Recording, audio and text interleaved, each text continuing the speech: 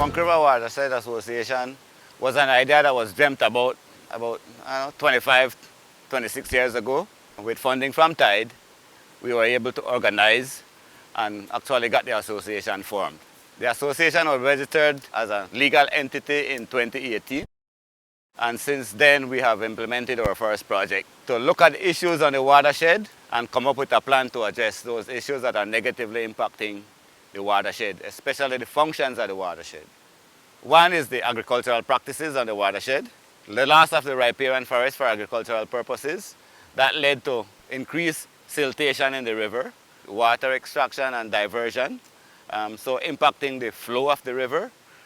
And then we saw issues with sand and gravel mining, and because of that loss of sand delivered to the coastline, the community of Monkey River and that coastline have been experiencing some serious coastal erosion. Growing up as a child, during all my childhood years, I used to live at the front. We had a huge beach. Our first home was closer to the seaside. With all the erosion, we lose our home. From the mid-90s up until now, as far as I can remember, we have a population of about 500 plus people that live here. Due to erosion and different factors, the population have dropped to about 250 people living here. The impacts felt downstream in case of Monkey River has been the issues of the erosion, while upstream the issues of the riparian loss has impact on biodiversity, such as fish and game species that these communities depend upon in the upper reaches of the river. On this side of the river, you cannot fish in anymore because, like I said, everyday mining, definitely there's no fish. Maybe sardines, but apart from that, you won't be able to get the size of fish that we used to get before. When you speak to any one of the villagers, first thing they will throw that is because of the action of the banana industry.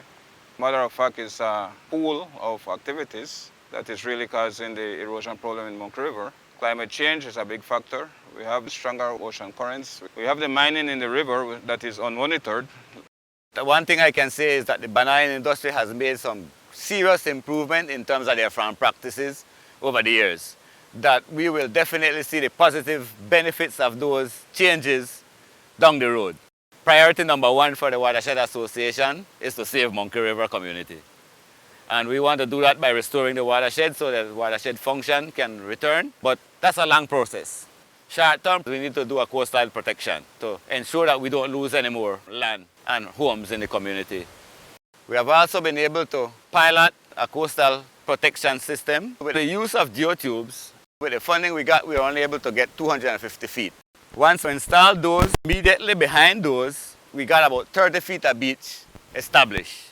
The pilot showed that it can work, but the cost is pretty expensive and the maintenance is going to be expensive. So we have to look at other options.